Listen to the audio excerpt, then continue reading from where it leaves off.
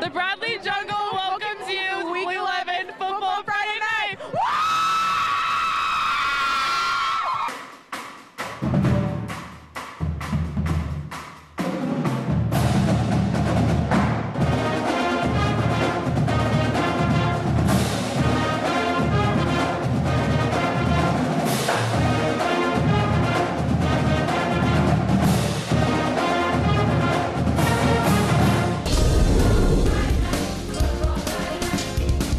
Welcome to Week 11 of Football Friday Night, and that means it's the first week of playoffs. Several teams around Central Ohio trying to keep their state title hopes alive tonight and make it into the regional semis next week. We start off with Dublin Kaufman hosting Olentangy tonight. In the second half, Rocks up 10-0, but here come the Braves. Quarterback Riley Bruning connects with Adam Prim in the end zone. It's 10-7 Kaufman at that point. But the Rocks respond, though. Quarterback Marcus East connects with Alex Jasinski. That sets up Cam Scott's 2-yard touchdown. What a game. The Braves advance, though, in the final moments, 28-24. A missed extra point in overtime, the difference as Gahanna knocks out the Pioneers 38-37. But the start of the second half, Orange is up by 1 point, 21-20 late in the third quarter. Orange scores with this 8-yard run by Jack Applegate, putting Orange up 27.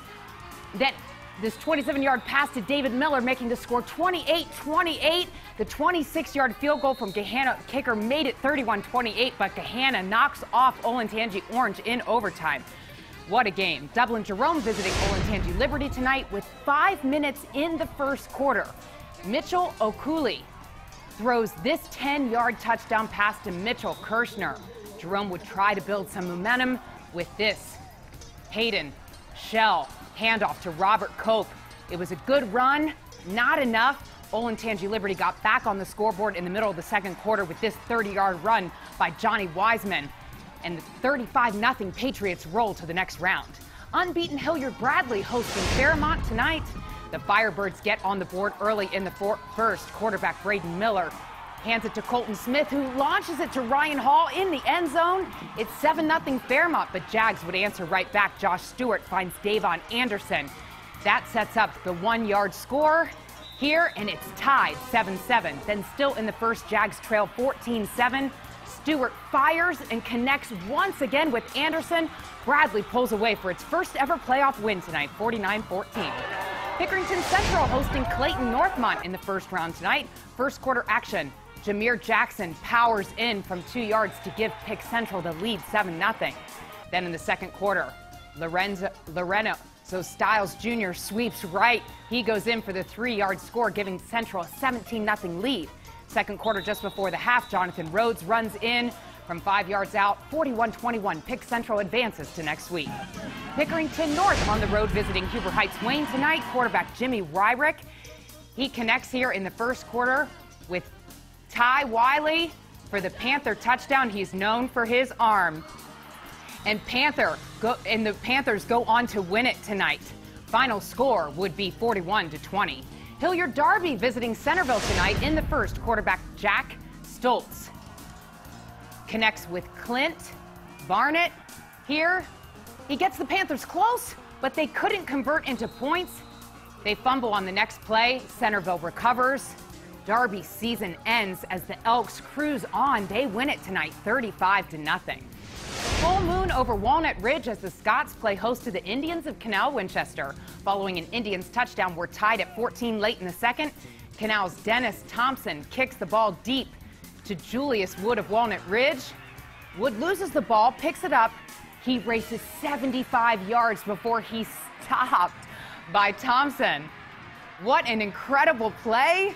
Then a few minutes later, junior quarterback Isaiah Murphy here, and he connects with guess who? Julius Wood. He again does the rest. 27-14, the Scots march on. They were striking up the band in Whitehall as the Rams host New Albany.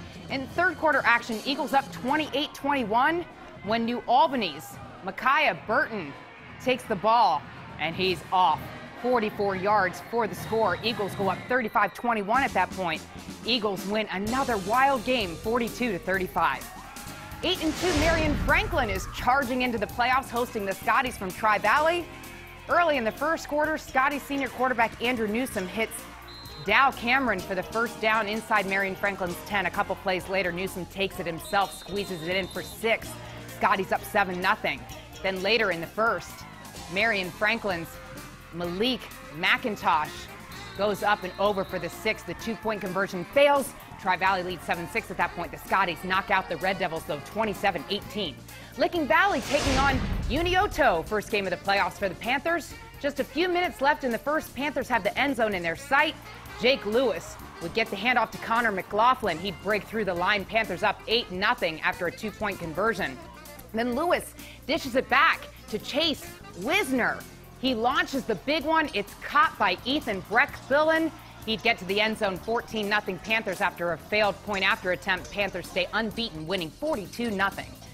This one would be a nail-biter until the end as the Jets look to keep their season alive against the Vikings. First quarter, Union Local would strike first. Junior Cal Kildrow calls his own number on the read option from 10 yards out. He puts his team up 6-0. Academy wins its first playoff game, though, tonight. Since 2006, they end up winning it 13-6. Third action here, Harvest Prep down 33-14 after a blocked punt. Daniel Bangura, their absolute incredible running back, runs it in from the 4 to bring the score to 33-20. But after a second blocked punt, Harvest Prep would find themselves knocking at the door. Bangura again would run it in from the 6. A 2-point conversion would bring the Warriors within 5 points. But final score, this one was an upset tonight, pretty major, as Harvest Prep falls 39-34. Well, coming up, we'll